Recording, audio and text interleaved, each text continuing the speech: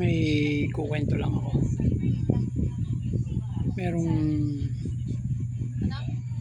dalawang magkaibigan na magsasabong. Nagpapayabangan sila eh. Kung sino yung matapang naman. Ngayon yung isang matapang na manok inilaban. Sobrang tapang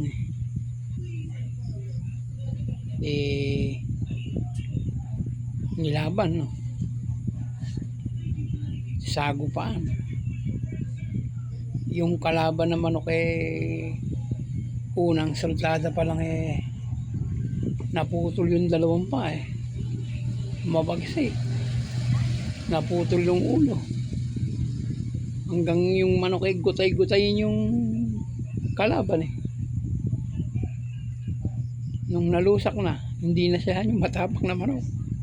Lumipad, pumunta rin sa kantin, nakita yung pansit, may manok, sinabong yung pansit. Sinabong yung pansit ng manok, sobrang tapang. Hindi. Ngayon, may dumating naman ngayon yung isa pang sabungero. May dala-dala ring manok. Yung manok ng sabungero na yun, sobrang payat. Sipunin, nalalagas yung balahibong iba. Yung balahibo sa liig alaan yung balahibo ng manok. Ngayon nagharap, nung kumakahig na yung isa, yung matapang na manok, biglang tumingala yung payat na manok na sipunin. Ibinuka yung mga pakpak. Nako po, yung matapang na manok, hindi alam kung saan tatakbo.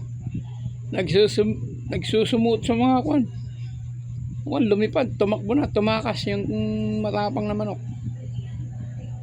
Nung nakita, kaya pala nag-angat ng pakpak, may nakasukbit na 245 sa magkabilang kilikili. Namamaril pala yung manok. Yun lang.